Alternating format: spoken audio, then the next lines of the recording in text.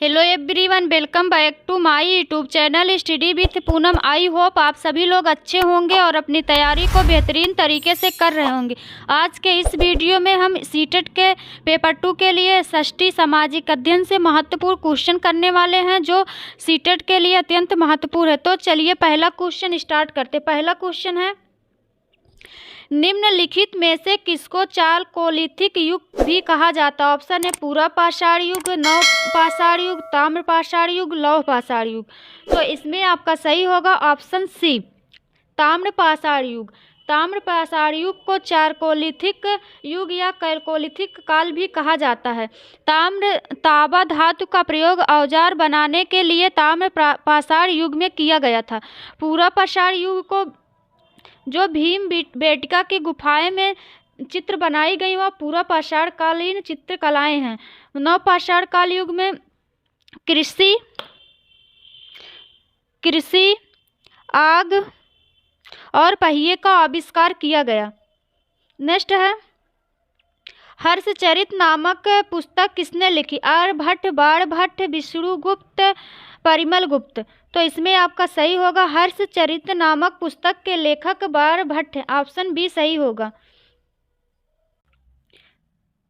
Next है, पानीपत के तीसरे युद्ध में निम्नलिखित में से किसने मराठों को हराया था? ऑप्शन है अफगानों ने, अंग्रेजों ने, मुगलों ने, रोहिलों ने।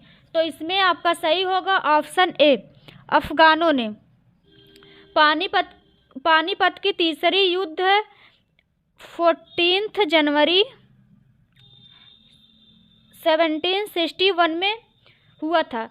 यह युद्ध मराठा और अहमद शाह अब्दाली अफगानों के बीच में हुआ था, जिसमें अफगानों ने मराठों को बुरी तरह से पराजित किया था। नेक्स्ट है, 1857 की क्रांति सर्वप्रथम कहाँ प्रारंभ हुई थी? ऑप्शन है लखनऊ में, झांसी में, मेरठ में, कानपुर में। तो इसमें आपका सही होगा ऑप्शन सी, मेरठ में। 1857 की क्रांति मेरठ में प्रारंभ हुई थी। 1857 की क्रांति के समय गवर्नर जनरल कैनिंग थे। मेरठ में कदम सिंह के नेतृत्व में यह युद्ध प्रारंभ हुआ था और कानपुर में युद्ध का नेतृत्व नाना साहब और तात्या टोपे ने किया था। नाना साहब विद्रोह के बाद नेपाल चले गए और यहाँ इसका दमन कैंपबेल ने किया था। युद्ध का दमन कैंपबेल ने किया था। झांसी में युद्ध का नेतृत्व रानी लक्ष्मीबाई ने किया था। इनको मणिकर्णिका के नाम से भी जाना जाता था। झांसी में युद्ध का दमन ह्यूरोज नामक अंग्रेज ने किया था। लखनऊ में युद्ध का नेतृत्व बेगम हजरत महल ने किया था। बेगम हजरत महल को महापरी के नाम से भी जाना जाता है। लखनऊ में युद्ध का दमन कैंपबेल ने किया था। नेक्स्ट है, स्तंभरारी बंदोबस्त किसने लागू किया? बेलेजली ने, वारेन हेस्टिंग ने, लॉर्ड कॉर्नवालिस ने, लॉर्ड डफरिन ने। तो इसमें आपका सही होगा ऑप्शन सी, लॉर्ड कॉर्नवालिस ने 1793 में स्तंभरारी बंदोबस्त लागू किया था। नेक्स्ट है, निम्न महापुरुषों में से कौन भारतीय जागृति का जनक कहलाता है? ऑप्शन है विवेकानंद, राजा राम मोहन राय, रविंद्रनाथ टैगोर, दयानंद सरस्वती। तो इसमें आपका सही होगा ऑप्शन बी, राजा राम मोहन राय। राजा राम मोहन राय को राजा की उपाधि अकबर द्वितीय ने दिया था। राजा राम मोहन राय को भारतीय पुनर्जागरण का पिता, भारतीय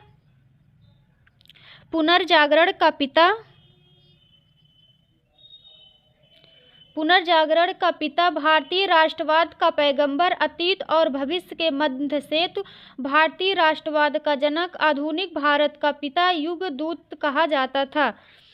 राजा राम मोहन राय ने 1815 में आत्मीय सभा का गठन किया था और इन्होंने ब्रह्म समाज की भी स्थापना की थी। दयानंद सरस्वती ने 1875 में आर्य समाज की स्थापना की थी और वेदों की ओर लौटो की नारा दिए थे। वेदों की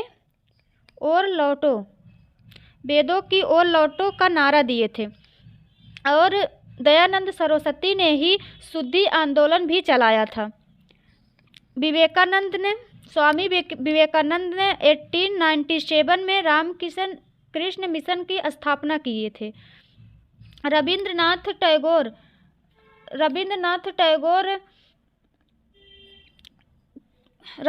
टैगोर की पुस्तक गीतांजलि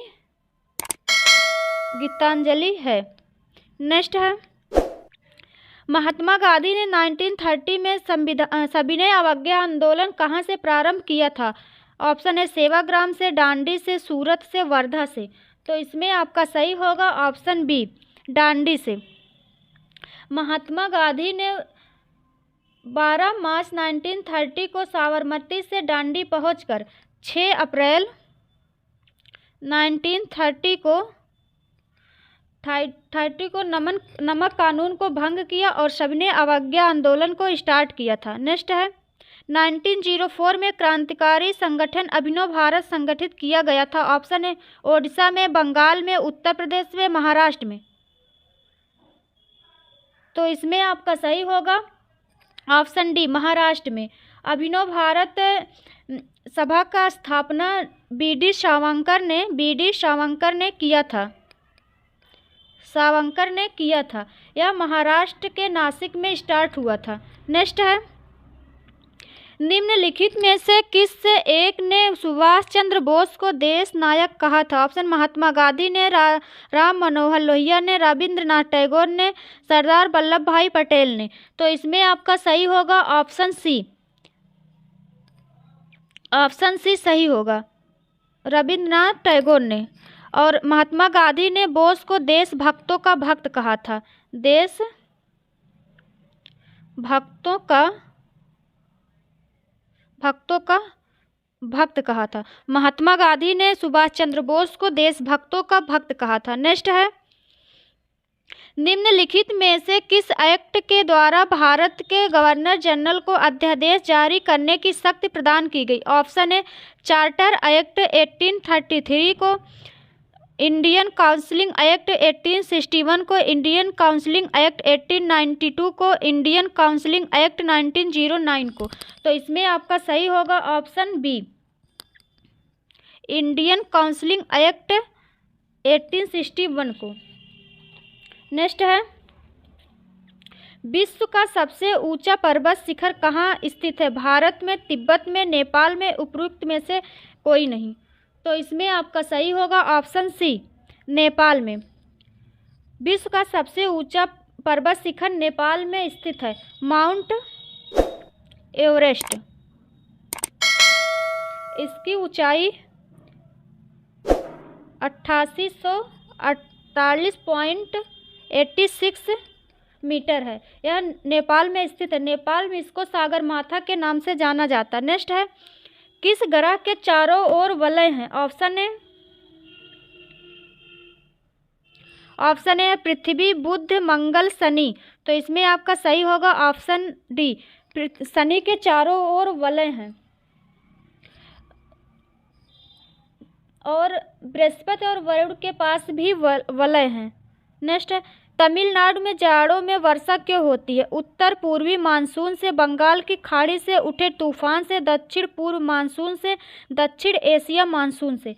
तो इसमें आपका सही होगा ऑप्शन ए, उत्तर पूर्वी मानसून से। तमिलनाडु के तट पर लौटते हुए मानसून की पौने से वर्षा होती है, जो बंगाल की खाड़ी से नमी प्राप्त करती है। नेक्स्ट है, नर्मदा डॉट की ओर बहने वाली नदी है दक्षिण, पूर्व, पश्चिम, उत्तर। तो इसमें आपका सही होगा ऑप्शन सी, नर्मदा पश्चिम की ओर बहने वाली नदियां हैं। नर्मदा और ताप्ती पश्चिम की ओर बहने वाली नदी है, जो कि अरब सागर में गिरती है। यह अरब सागर में गिरती है। नेक्स्ट है, भारत वन स्थित रिपोर्ट 2021 के अनुसार देश में कुल वनावरण क्षेत्र है 21.71%, 22.72%, 26.59%, 19.51%। तो इसमें आपका सही होगा ऑप्शन ए, 21.71%। नेक्स्ट, भारतीय आर्थिक समीक्षा प्रकाशित करता है भारत सरकार, वित्त मंत्रालय, नीति आयोग, भारत के प्रधानमंत्री। तो इसमें आपका सही होगा ऑप्शन बी, वित्त मंत्रालय। भारतीय आर्थिक समीक्षा वित्त मंत्रालय द्वारा प्रकाशित करता है। नेक्स्ट है, वित्तीय वर्ष 2020-21 के अनुसार भारत का सबसे बड़ा मक्का उत्पादक राज्य कौन सा है? Option A Maharashtra, Karnataka, Punjab, Madhya Pradesh. तो इसमें आपका सही होगा ऑप्शन बी, मक्का उत्पादन में भारत का सबसे बड़ा राज्य कर्नाटक है। नेक्स्ट है, जीएसटी क्या है? एक प्रत्यक्ष कर है, एक अप्रत्यक्ष कर, एक कॉरपोरेट टैक्स है, एक नगर निगम कर है। तो इसमें आपका सही होगा ऑप्शन बी, एक अप्रत्यक्ष कर है। जीएसटी एक अप्रत्यक्ष कर है। जीएसटी विजय केलकर समिति के सिफारिश पर लागू हुई थी। यह 1 जुलाई 2017 को पहली बार असम में लगाया गया था। 101वां संविधान संशोधन द्वारा यह जोड़ा गया था। यह समवर्ती सूची का विषय है। जीएसटी जो है समवर्ती सूची का विषय है और एक प्रकार का अप्रत्यक्ष कर है। इस आर्टिकल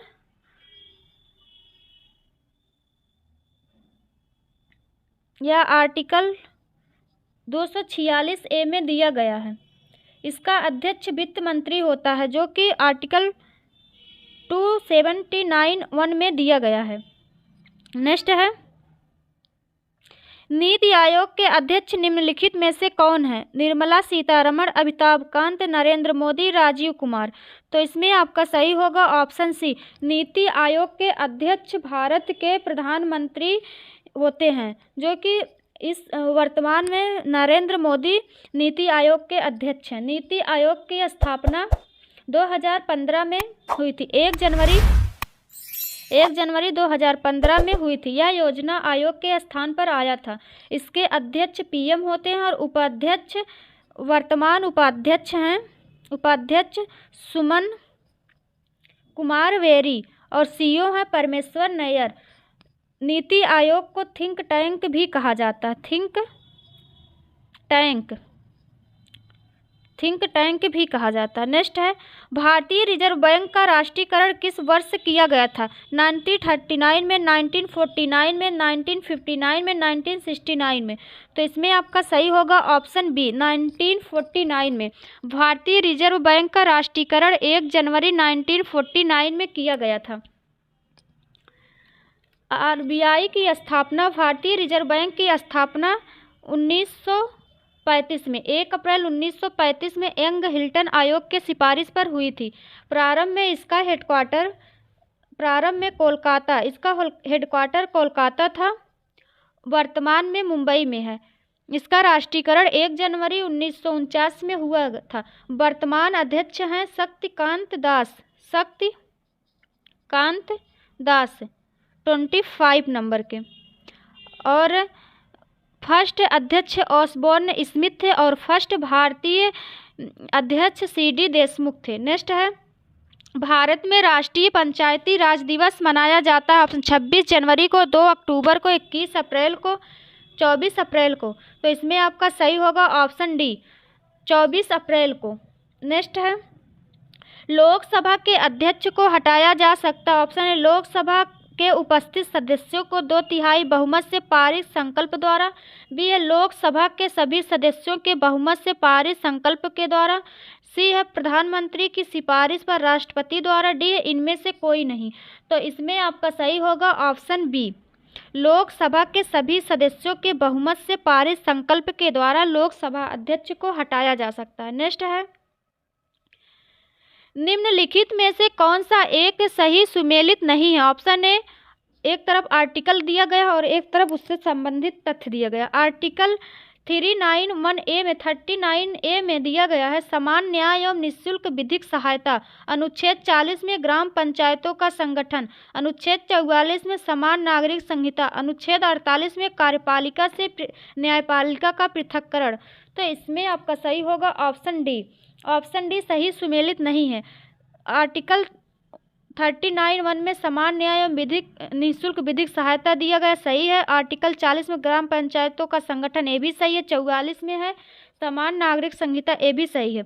आर्टिकल 48 में कृषि और पशुपालन का संगठन है, कृषि और पशुपालन का संगठन आर्टिकल 48 में दिया गया। और कार्यपालिका से न्यायपालिका का पृथक्करण आर्टिकल 50 में दिया गया है। नेक्स्ट है केंद्र राज्य संबंध किस सूची में है? 7वीं सूची में, 8वीं अनुसूची में, 6वीं अनुसूची में, 9वीं अनुसूची में। तो इसमें आपका सही होगा ऑप्शन ए, 7वीं अनुसूची में। नेक्स्ट है लोकसभा का कोरम कुल सदस्य संख्या का कितना होता है? Option A 1/3, 1/5, 1/11, 1/10। तो इसमें आपका सही होगा ऑप्शन बी, इसमें आपका सही होगा ऑप्शन डी, 1/10। लोकसभा का कोरम कुल सदस्य संख्या का 1/10 होता है।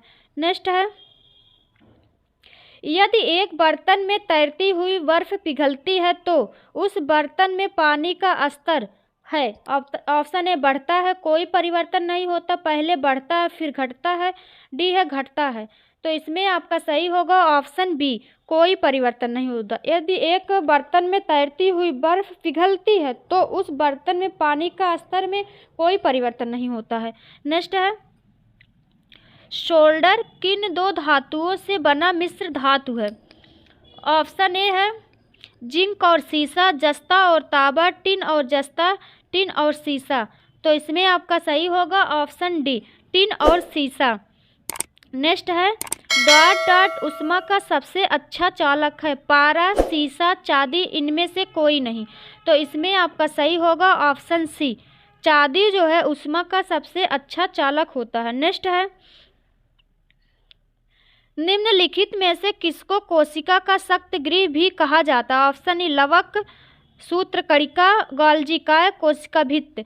तो इसमें आपका सही होगा ऑप्शन बी, सूत्रकणिका। सूत्रकणिका को माइटोकॉन्ड्रिया कहते हैं, माइटोकॉन्ड्रिया को कोशिका का पावर हाउस या शक्ति गृह कहते हैं।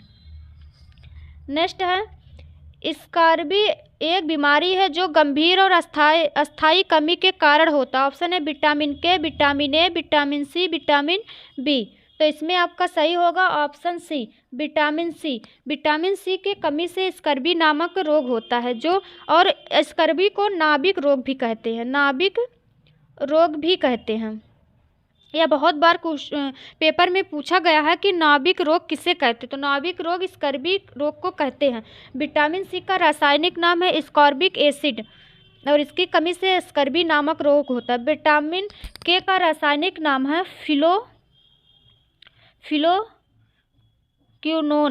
फिलोक्यूनोन और इसकी कमी से रक्त का थक्का नहीं बनता, ब्लड क्लॉटिंग नहीं होता विटामिन के की कमी से। विटामिन ए का रासायनिक नाम है रेटिनॉल और इसकी कमी से रतौंधी नामक रोग होता है, रतौंधी नामक रोग होता है। और विटामिन ए की कमी से जीरोपैथोलोमिया नामक रोग भी होता है। और विटामिन बी की कमी से बेरी नामक रोग होता है और इसका रासायनिक नाम थायमिन है, थायमिन, और इसके कमी से बेरी नामक रोग होता है। तो ये आज के एसएसटी से महत्वपूर्ण क्वेश्चन थे। हम लोग आगे ऐसे और महत्वपूर्ण टॉपिक पर